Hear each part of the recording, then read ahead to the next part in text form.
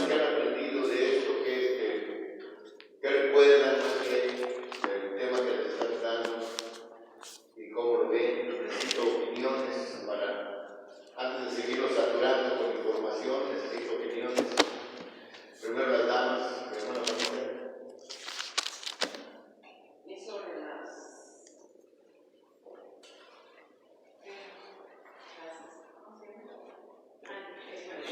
Armas del enemigo en su contra. Así como un karateca, ¿qué hace un karateca cuando pelea? ¡Bum! Lo derriba con su propia fuerza del enemigo. Así mismo yo, cuando me venía a la mente tomar el control de la televisión, el mismo control me avisaba, y ahora entonces no prendo televisión, doblo mi rodilla y me pongo a orar. O sea, el enemigo te va a jalar a ver televisión, a que te sientes ahí pasar horas y horas viendo televisión y estar sin hacer nada. Pues entonces, antes de tomar el control de la televisión, tomo el control de mi vida y doblo mi rodilla. Eso me sirve ya como un aviso. Cuando veo el control de la televisión, digo, voy a orar. Y entonces, eso es de lo que se trata. Y por eso el enemigo se ha venido aprovechando de la ignorancia de la gente y la mangonea. Recuérdate que le dijo Jesús en eso casi nadie pone atención. Hay muchas cosas que no ponen atención, pero yo trato de profundizar. ¿Por qué le dijo Jesús a Pedro? ¿Cómo le llamaba? ¿Cefas? Cefas. Jonás, ¿no? Sí. Pedro, hijo de Jonás. Dice, el enemigo los pidió para zarandearlos como a trigo. Jesús no dijo, pero yo se lo impedí. O yo le dije que no. ¿Qué dijo Jesús? Pero yo le rogué al Padre Que su fe no desmaye. Yo he rogado que no les falte su la fe no les falte. O sea, ahí en ningún momento dijo Jesús que iba a impedir que los zarandeara como a trigo. ¿Y qué es zarandearlos como a trigo? ¿Qué hace el viento con el trigo? Lo doble. Ese viento, recuerden que simboliza la profecía. ¿Qué simboliza? Guerras, tribulaciones, angustias, dolores, enfermedades. Y todo eso está zarandeando a la iglesia. Y a veces la iglesia no halla la puerta. Inclusive muchos cristianos se voltean en contra de Dios. ¿Por qué me está pasando esto, Señor? ¿Por qué? Sí, Es muy sencillo. Porque has echado a Dios fuera de tu vida. Por eso te está pasando esto. Entonces, si entendemos eso, mis hermanos, unido ese texto de los ha pedido para zarandearlos como a trigo, unido al de resiste al diablo y huirá de ti, ahí tienen una clave. El enemigo nos ha pedido, no solo los apóstoles eran los representantes de la iglesia. Entonces ahora la iglesia también la está zarandeando Satanás. Pero el Señor ha rogado que nuestra fe no nos falte.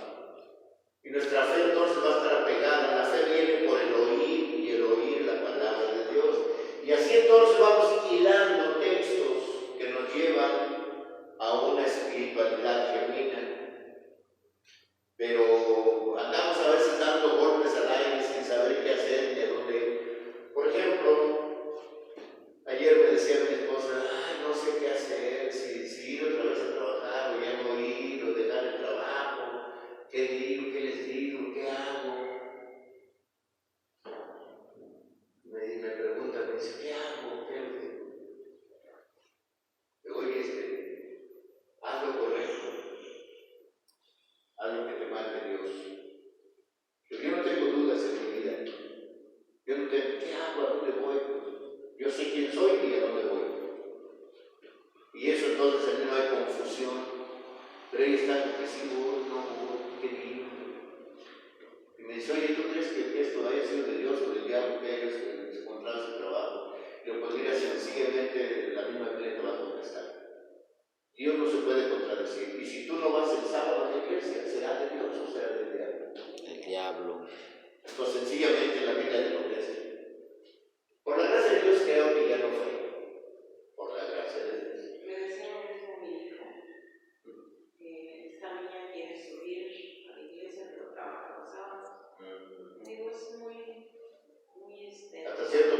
orar. Sí, le digo, pero hay que orar a Dios. Y sí, le digo, porque luego agarran y Dios les da el día del sábado, porque Él hace ahí la obra de contestarles la petición, ¿no? Le digo, pero no se confíen y a dar nuevamente.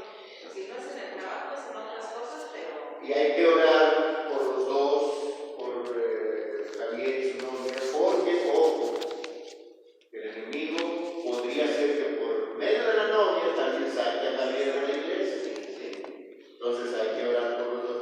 Yo puse en oración a mi esposa y por la gracia de Dios respondió.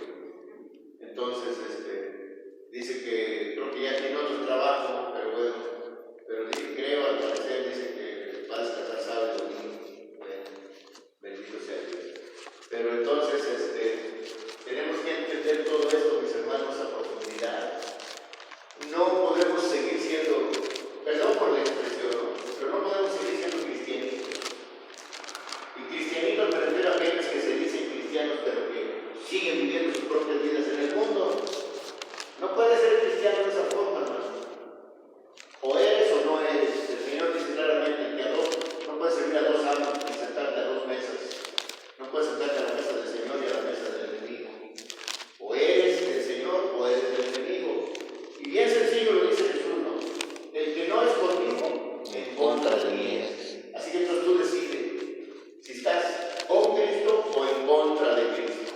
Y eso no lo digo yo, lo dice Jesús. Pero bueno, de eso les tienen que hablar los pastores, hermanos, porque de lo contrario, para que no se vayan o no se enojen los congregantes, el pastor, no, hermanitos, no pasa nada, todo está tranquilo, ustedes relájense, ya son salvos, y Dios los va a prosperar y les va a dar, y no se preocupen, y pues todos bien felices y contentos, ¿no? Es como decía un pastor, ¿no? Dice, pero es que el día domingo, dice, todos descansan el día domingo y es por eso que nosotros nos congregamos. Y le digo, ¿y usted qué días trabaja? Será Dios y ya Dios va a ir acomodando las demás cosas. Pues sí, porque están obedeciendo al hombre. El hombre dijo que el domingo se descansa. Pero Dios dijo que el sábado se descansa, no el domingo. Entonces, y yo he visto muchos casos, hermanos, en nuestra iglesia, de hermanos y hermanas muy humildes, pero que han sido bendecidos por la gracia de Dios, porque son cumplidores. Por ejemplo, ahorita los abuelitos de Vanessa Santiago, que es la directora de adolescentes ahora, a nivel distrital, y es no directora, también trabaja para educación cristiana.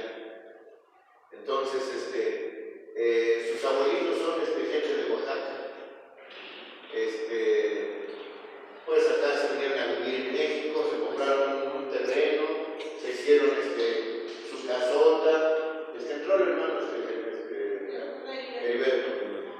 Y entonces Dios les ha bendecido con su familia, todos son de la iglesia, su hijo es pastor, se casó, se fue a vivir a Michoacán con su esposa, es pastor allá. Y bueno, de muchas formas Dios los ha bendecido, porque son personas que están constantemente en contacto con Dios, que no fallan a la iglesia, que cooperan en la iglesia, que trabajan en la iglesia. Y Dios los ha bendecido de miles de formas. Y así puedo recordar a muchos otros hermanos en la iglesia que han sido bendecidos grandemente por Dios. Han sido bendecidos. Y tampoco quiero que malentiendan esto y piensen que estamos negociando con Dios, ¿no? Entonces, Señor, no voy a votar bien, pero me das esto. No se negocia con Dios. Ella dijo que iba a ser su pueblo, iba a ser bendecido, o sea, su iglesia también. Amén, sí. Que iba a ser bendecido y eso es lo que tenemos que tener en nuestro corazón, hermano. Así es. Y darle a Dios lo que es de Él, que Él ya nos dará lo que nos tiene que dar a nosotros. Exactamente. Dios no miente, hermanos. Él antes, fíjense bien, para que analicen esto, antes de que nosotros nos convirtiéramos a Dios, Él ya había hecho esas promesas. Y dice claramente, si me buscas de todo tu corazón, dice de todo tu corazón, orarás a mí, yo te escucharé, me buscarás y me encontrarás. Y será bendita tu canasta en el campo, y será bendita tu canasta en la ciudad, y te daré tu pan de cada día, y orarás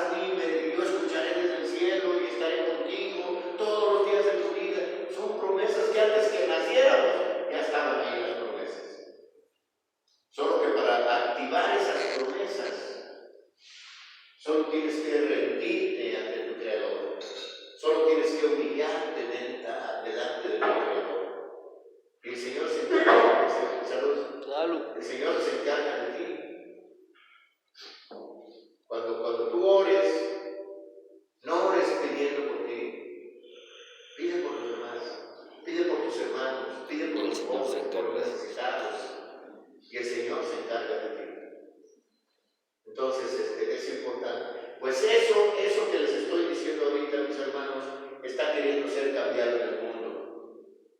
O sea, quieren cambiar, vean ustedes cómo se ha volcado el amor de los humanos hacia los animales en lugar de hacia los humanos. Porque, le repito, el colmo que vi sobre ese punto, mi esposa y yo lo vimos no me acuerdo, hace como 4 o 5 años atrás o menos, que era tiempo de frío y lluvia, y estaba medio nubladón, y una señora traía jalando a su niña como de unos 5 años más o menos, la niña, con un vestidito bien ratoncito, y la niña así, temblando de frío, la señora, ándale, camínale. Y ella traía cargando un perrito enredado en una cobija de niño. Eso nos quedamos así, señor, ¿sí?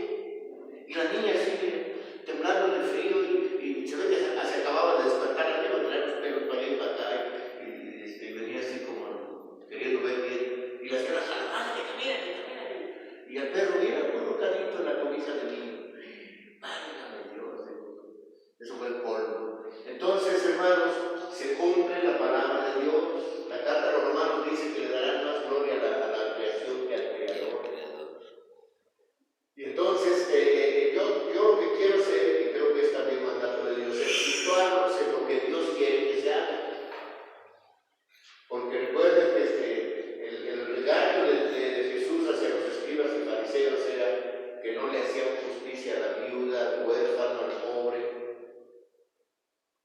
Y entonces, en varios de los profetas de Jeremías, en Ezequiel, en Isaías, dice ahí que hasta vendían a los niños por algo para tomar, que vendían a las niñas y a los niños para tener que tomar alcohol. ¡Qué barbaridad! Y luego no me acuerdo en qué profeta, creo que es Ezequiel, me parece, donde dice Dios, ven y te voy a enseñar lo que estos hacen en sus cámaras, o sea, sus recámaras, ¿no? Ven, dice, y lo llevó y dice que yo me supongo que atravesaron pared en el espíritu. Fue a Ezequiel. Ezequiel, creo que sí. Le dice, mira lo que tienen estos ahí en su pared. Mira lo que tienen en sus paredes. Tenían ahí dibujados dioses, serpientes y todas, dragones y todo tenían ahí dibujado. Mira, esto es lo que están haciendo en sus recámaras, adorando a dioses ajenos. Y tristemente, mis hermanos de hoy en día, a lo mejor muchos no tienen dragones y serpientes en sus recámaras, pero tampoco tienen a Dios. Y eso es muy importante, hermanos. Tener a Dios en nuestras vidas, pues en ello nos va la vida eterna. Por eso dice, escudriñad las Escrituras, porque en ellas les parece que está la vida eterna. Y si no hay escudriñamiento, quise hacer esto como introducción del tema, hermanos, para inclusive cuestionarnos qué piensan, qué opinan sobre este tema que les estoy dando, porque la conspiración contra las Sagradas Escrituras ha estado siempre a flor de piel, mis hermanos. Pero casi nadie lo nota porque casi nadie pone atención a eso. Y entonces ahora, aún nuestra propia denominación, y olvídense de esto, los apóstoles se quedaron callados, no, los profetas se quedaron callados, no, Dios se quedó callado, no. Si nosotros, perdón. No podemos callar porque Dios no lo va a demandar. Exacto, Dios no lo va a demandar, exactamente. Entonces, mis hermanos, claro, ¿no? Hay mucha diferencia en que no te quedes callado y entonces reclames lo que es justo. Hay mucha diferencia en eso y en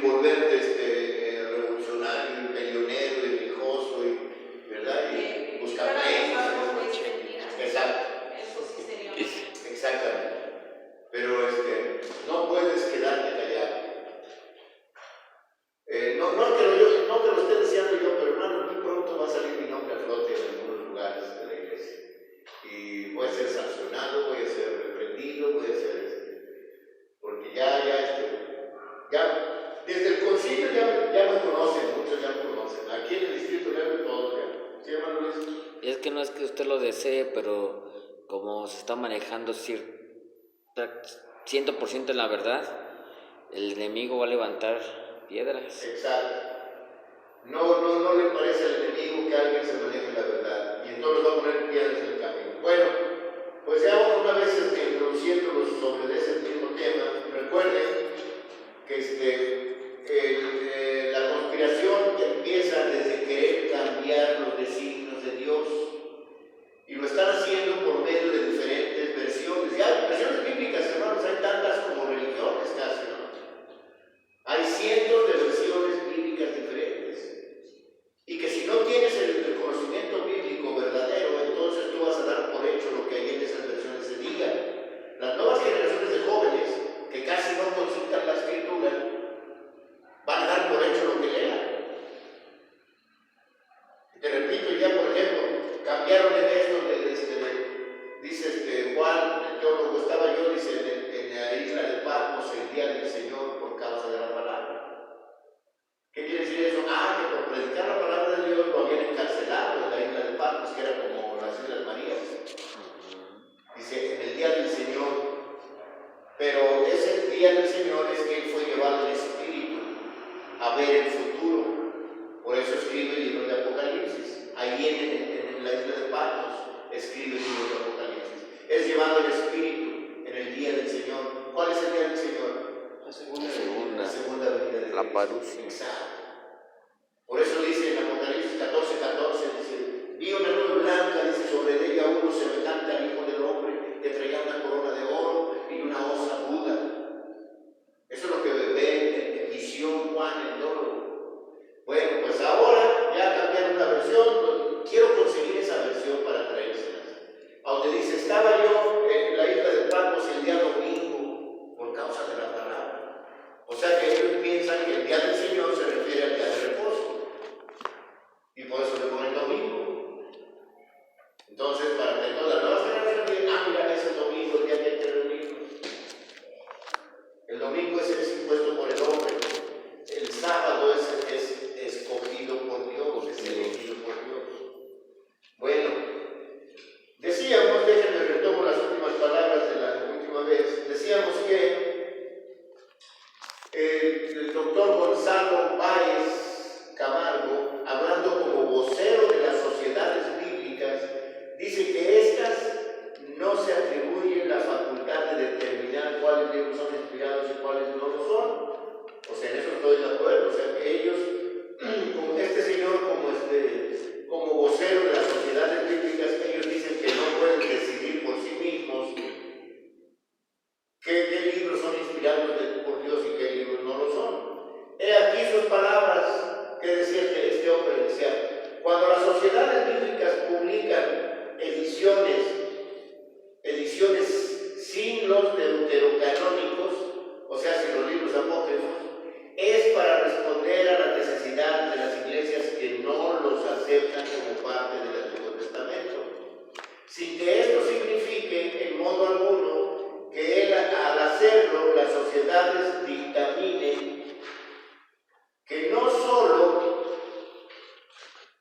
estos libros son inspirados, punto. O sea, ¿sí entendieron esto? O sea que ellos no están diciendo que los libros deuterocanónicos sean o no de inspiración divina. Solamente no los ponen en ciertas versiones porque así piden esas versiones ciertas iglesias, ¿no? Pero en efecto esos libros no son de inspiración divina. Lo leímos hace 2 o 3 semanas atrás, donde el autor de Segunda de Macabeos me parece que decía, no sé si esto esté bien o me esté yo equivocando, no sé si esté correcto, ¿no? Pido una disculpa. Sí. Pido disculpas si no. Exacto. No sé si esto sea correcto, no lo sé, dice.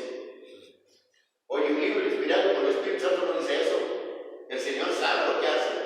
Y el Señor inspira, no dicta, porque a veces nos imaginamos, ahí se puso el Señor a dictarle al escritor. No, solamente el Espíritu Santo, dice la Escritura, recuerdan que es la Escritura que el Espíritu Santo nos da el sentir, como el hablar, como el pensar. Precisamente el Espíritu Santo inspiró a estos grandes hombres de Dios y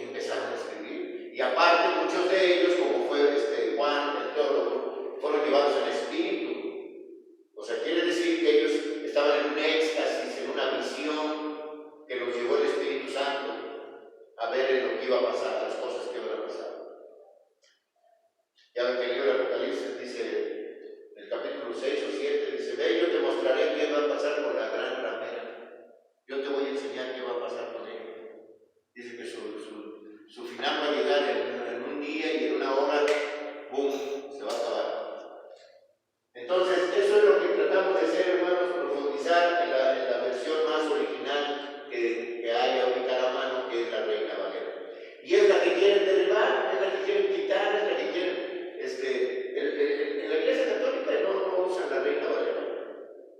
O sea, tiene sus propias versiones. De Dios habla hoy, la palabra llega al hombre o algo así. Y otras cuantas versiones que salen, por ejemplo, de la Universidad Iberoamericana. Esa universidad es católica. Y de ahí surgen las comunidades teológicas, que ahora nuestra iglesia está saturadísima de teología.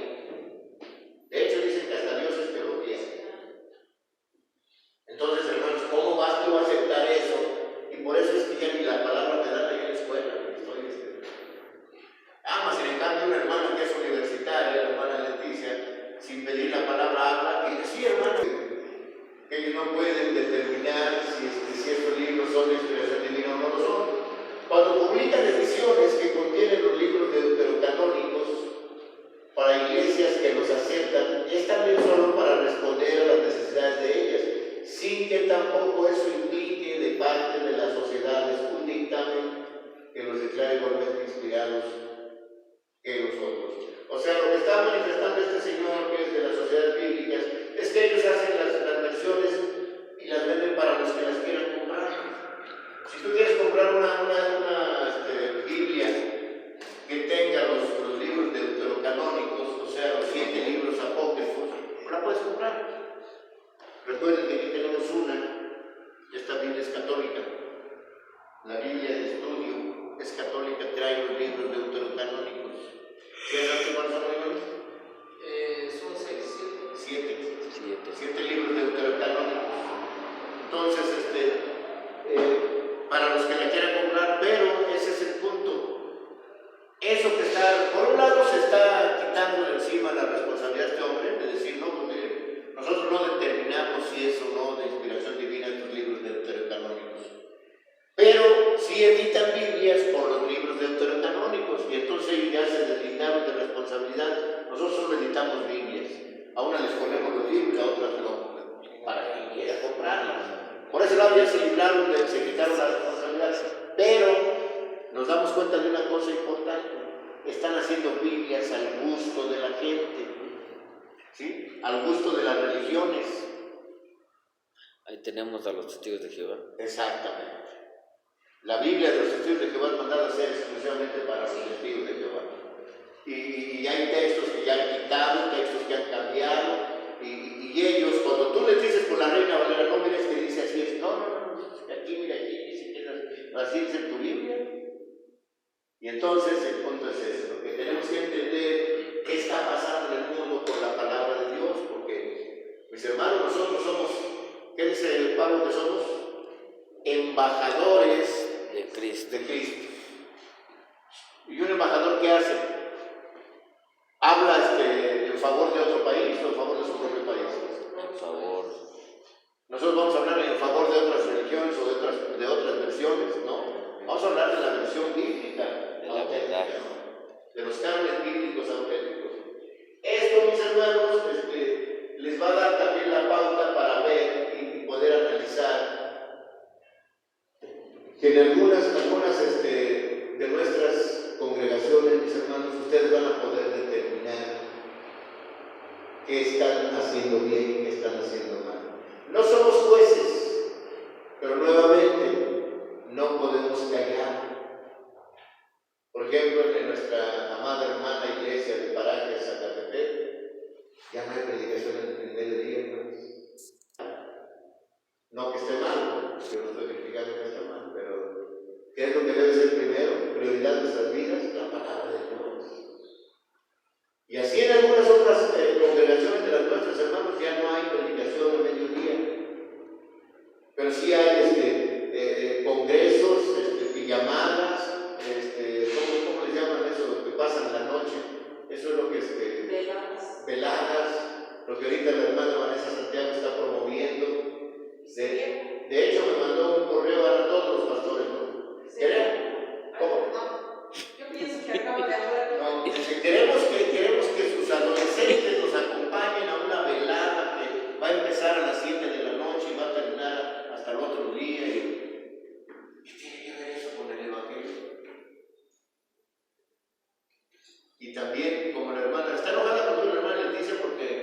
no acepté que viniera.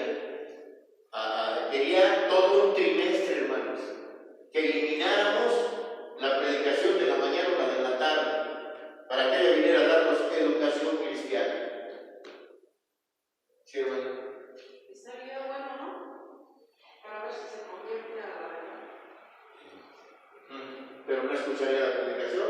Eso es lo que quiere, eliminar la predicación de la mañana o la de la tarde, para que ella siga con su plan. O sea, igual y a lo mejor no es directamente que diga, ¿saben qué? No quiero la predicación. A lo mejor no lo dice directamente. Pero la realidad es que si se quitaría la predicación, ¿sí me explico? Esa sería la realidad. ¿Y cómo vamos a edificar a la iglesia si no es con palabra de Dios? Sería bueno poner eso como condición. ¿Qué? Que se le daría un tiempo a ella, pero también que ella cooperara con la No quiere. comunicación. No, ella no quiere. Ella quería, y todo un trimestre, hermanos. Que vendría ella semana tras semana, tras semana, tras semana. Y para eso, le dije, hermana, pues la hablé con el consejo local de la iglesia y no están de acuerdo. Hermano, ¿cómo no? Pues voy a tener que decirle al sobredor que no, ustedes no aceptaron. Sí, hablé con él y además, le voy para su conocimiento, todo su programa ya lo bajé, ya lo imprimí y de hecho lo tengo. Así que si queremos eso, no necesitamos eliminar la predicación en ningún momento. Voy a traer, si quieren, todo ese legajo de hojas que nos iba a dar durante el trimestre y la podemos estudiar para ver qué es lo que nos iba a traer, ¿no?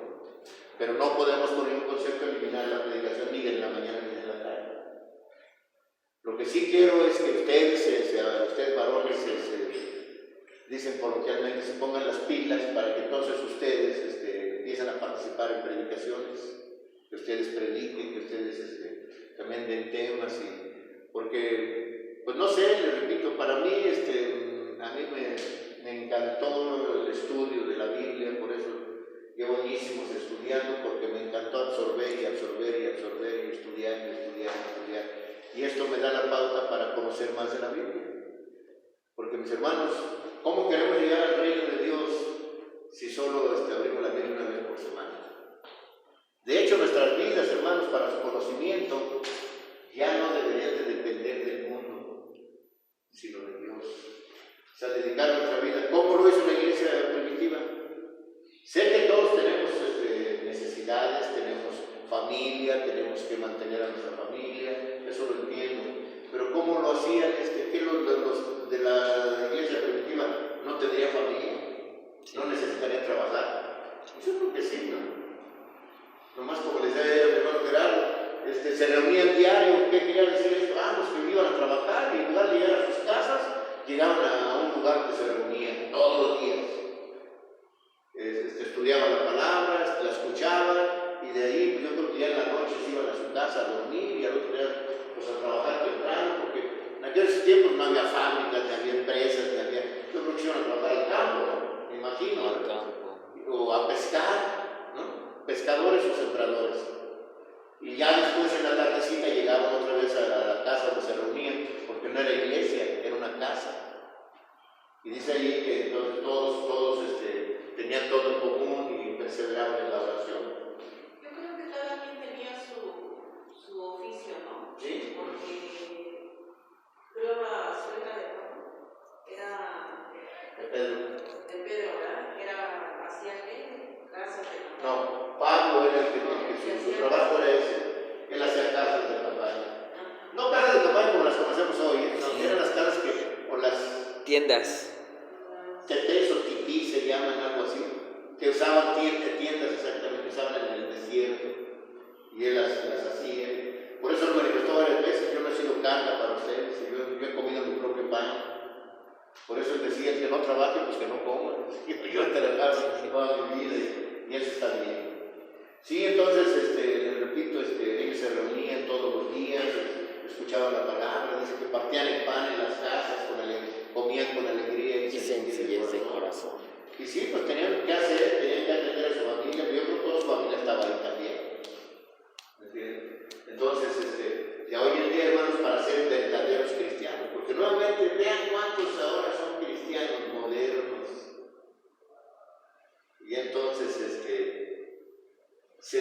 distorsiona exactamente.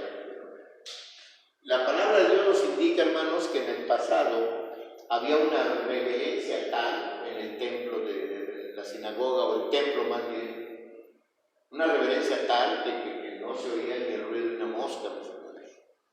Y entraban y se postraban ante Dios y estaban atentos a la palabra y todos prestaban. Vean cuando dice en Apocalipsis, bienaventurado el que lea y el que oiga las palabras de este libro, el que lea y el que oiga y el que hable, son bienaventurados, porque sí oían la palabra, le prestaban atención. Y ahora, hermanos, desafortunadamente, ya salimos, ya entramos, ya nos hablan por teléfono, ya estamos platicando, ya estamos. Y por eso a veces les pregunto, hermanos, ¿se acuerdan cuál fue el tema de hoy? No se acuerdan. Porque no hay una secuencia en su mente. En su mente, entonces, mis hermanos, otro funcionario de la sociedad bíblica nos ha dicho, nosotros constituimos una organización interconfesional. No podemos tratar de decir quién tiene la razón y quién no. Nuestra misión es otra. Como vemos por las declaraciones que hemos expuesto, los dirigentes de las mencionadas sociedades se refugian tras el muro de la interconfesionalidad. ¿Qué es eso, hermanos? O sea que ellos no opinan públicamente para no meterse en problemas. No dicen esto sí y esto no, eso se lo dejan a las congregaciones. A ustedes decidan. Por eso hago Biblias para estos y hago Biblias para estos. Ustedes decidan. Bueno, ¿dónde me quedé? Dicen que tienen que publicar lo que les pidan y que no están llamados a ejercer juicio propio determinado si los libros apócrifos son o no inspirados por Dios. Nuestra misión, dicen ellos, es otra. Esta posición nos parece que tiene carácter evasivo y nos resulta decepcionante. No pensaban así los directores que en 1826 determinaron que las sociedades bíblicas no emplearían ninguno de sus fondos para publicar los libros apócrifos. Cuando los actuales directores dicen por boca de sus voceros que no les importa si los libros apócrifos son inspirados o sí o no lo son, tenemos que preguntarnos si creen realmente en la inspiración divina de los 39 libros que integran el canon hebreo. Al redactar, ¿saben cuáles son los 39 libros que integran el canon hebreo? El canon hebreo. Son los 5 libros, ¿no? Del Antiguo Testamento.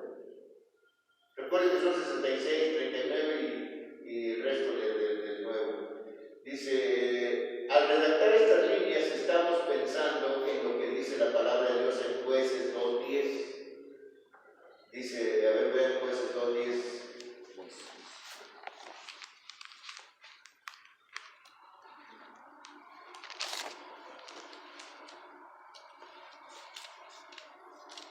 Y esto nos da la pauta, nos va a dar la pauta para saber qué va a pasar hoy en estos tiempos, hermanos.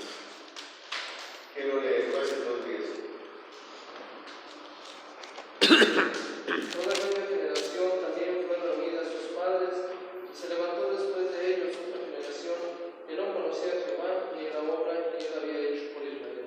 Amén. ¿Sí entendieron eso, hermanos? Toda aquella generación, o sea, esta generación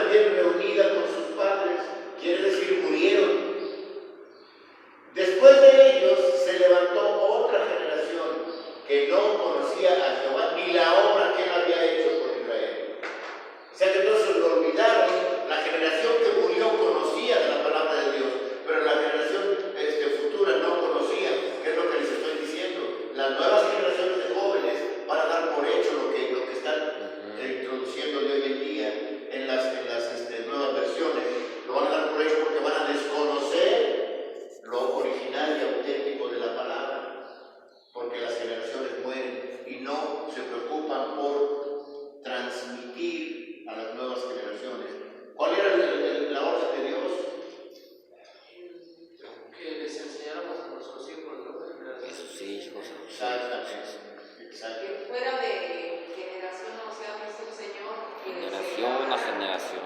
Su ley en sus corazones y en su mente y en su corazón, y las fueran diciéndole a sus hijos, a sus nietos, y así de generación en generación. Era más verbal, Sí. si no se hablaba, ahora puedes decir que están los libros, ¿no? Si no lo lees a lo mejor es porque Claro. no es. Pero antes si no lo transmitías verbalmente se tapaba. Inclusive a los levitas se les decía que tenían que colgar en sus filacterias los mandamientos y algunos otros recomendaciones bíblicas para que no las olvidaran, ¿verdad? Y entonces era de generación en generación, porque antes, por ejemplo, se usaba, todavía cuando llegué a Estados Unidos, ya por la década de los 70, todavía veía yo que en los porches de las casas, las puertas de las casas, se sentaban los abuelitos en sus mecedoras, y ahí se sentaban sus nietos y sus hijos, y ahí estaban platicando. En las tardes que eran calurosas, se sentaban en la sombra del porche de su casa afuera, y ahí estaba el abuelito, la abuelita en la mecedora, platicando con su familia. Y eso ya se perdió, pues. Eso es lo que debemos hacer todos, hablarles a nuestros hijos. Por ejemplo, a mi nieto, aunque no lo acepta muy bien mi nuera, porque ella es católica, seguro, que no conoce nada de la catolicismo, pero cuando comemos y está comiendo con nosotros, digo, espérese, todavía no toque la comida. ¿Por qué Abuelito no es abuelito? ¿Por qué Abuelito? Hay que darle gracias a Dios primero. Así que entonces me ve así y me ve que me pongo así, y él también cierra sus ojos y empieza, gracias por los frijoles, gracias por las tortillas, empieza a dar gracias a Dios, pero ya estamos inculcándole a él el darle gracias a Dios por los alimentos. Y sí, mi nuera no cierra los ojos, nomás se queda así, ¿no? Porque ella no acostumbra a eso, ¿no? Pero entonces esto debemos de inculcárselo a nuestros hijos, a quien sea, quien llega a mi casa, que es casa de ustedes, sean mis cuñadas, sea mi familia, sea quien sea, y cuando comen en mi mesa, no tocan un alimento si no damos gracias a Dios. Entonces eso debe ser una ley en nuestros hogares, el darle gracias a Dios. Eso es parte de lo que Dios pide, ¿no? Pero de hoy en día, hasta inclusive, hermanos, algunos hermanos se les olvida de repente, ya no tienen el alimento enfrente, y a ver, esperen, hermanos, hay que dar gracias. Ay, de veras, hermanos. O sea, se les olvida eso. Entonces, ¿qué quiere decir? Que no están practicando lo que Dios pide que practiquemos. Sí, es cierto, hermano, pero a veces No es intencional, yo no lo es sé. intencional, porque a veces es lo que uno, como dice usted, a veces está pensando en ese momento en el alimento, en darle gracias a Dios, tiene uno otras cosas que Sí, no es intencional, es flojonal. se atraviesan en la mente. Sí. O ayer también iba yo así, me quedé con el niño que entró y me quedé así, se me quedó en mi pensamiento, que a la hora de, pues, yo pensé en agarrarla por estar pensando en lo que estaba pasando con el niño. Sí. Da tristeza. ¿Cómo no? Sí, cómo no, ya debe recordar también eso. Pero sí, debemos de entender esto, hermanos, que la palabra de Dios no puede distorsionarse. Dios es inmutable. ¿Saben qué quiere decir eso? Exacto. Lo que Dios dijo hace 4,000 años lo sostiene hoy en día. Exacto. No cambia. Su palabra que fue hace 2, 3, 4,000 años atrás sigue siendo la misma hoy. Pero vean ustedes lo que quiere hacer Satanás. Quiere quitar lo que Dios tiene ya estipulado para su pueblo, ¿no? Y entonces ahí es donde entramos nosotros, hermanos. ¿Se acuerdan? El apóstol Pablo decía, en una de sus epístolas decía, den cuentas de su fe. ¿Qué significa eso? ¿Cómo se llama en términos de ciencias humanas hoy en día? Se llama hacer apologética de tu fe. O sea, una defensa de tu fe. Eso es lo que dice Pablo. Den cuentas de su fe. O sea que entonces tienen que entender por qué son cristianos. Tienen que entender a quién sirven. Tienen que entender quién rige sus vidas. No el pastor Ignacio, sino el pastor de pastores, que es Cristo Jesús. A Él sea la gloria y la honra, mis hermanos.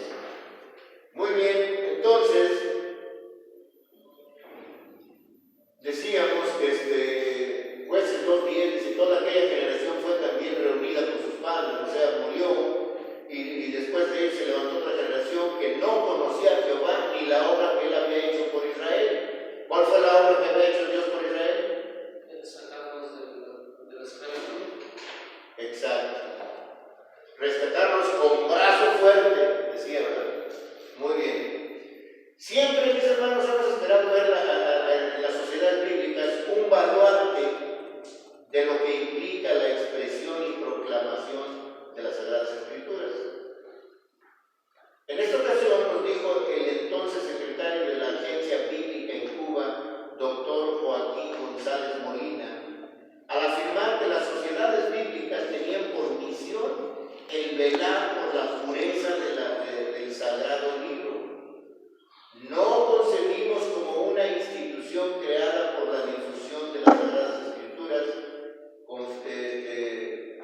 Confiese en estos tiempos que no tiene un criterio definido sobre los libros que han de clasificarse como inspirados. Déjenme que se los pongo en una perspectiva entendible. Que los creadores de las nuevas versiones, en primera, a lo mejor no creen ni en Dios. Eso es lo que trata de decirnos. Y que entonces ellos se deslindan de la responsabilidad de decidir si son o no de inspiración divina, porque ellos no se quieren meter en problemas. Ellos sus creencias personales no las sacan a flote. Ellos no deciden si son o no a favor de Cristo. Ellos solo, como dice el dicho popular, ¿no? Lo que el cliente pida. El cliente pide con libros apócrifos, ahí están esas versiones. Pide sin libros apócrifos, ahí están estas versiones. Lo que ellos quieren es hacer dinero. Ese es su propósito. Y entonces no se meten en problemas religiosos, en problemas de decisiones, ¿no? ¿Cierto manera? Ese es el grave problema, ¿no? Porque, ¿cómo le voy a decir? Le decía yo a una persona ayer, ¿cómo le voy a dar una receta sin los ingredientes? Una receta de una comida sin los ingredientes no van escritos y se le pone tal como va escrito. Exacto. Entonces, estas personas, o sea, como dice usted, ¿no? Estos escritores que están escribiendo eso, es que realmente no saben nada y nada más están guiando por su propio. No, pues simplemente, ¿cómo le diré? No saben escribir. Aquí hay un punto importante que no tenemos que pasar por alto, hermanos. En la actualidad, desde hace aproximadamente casi 2000 años para acá, ¿de dónde sacan las comunidades teológicas y bíblicas? ¿De dónde sacan el contenido de sus versiones? Es su criterio personal. Y las versiones católicas, ¿no? Exacto.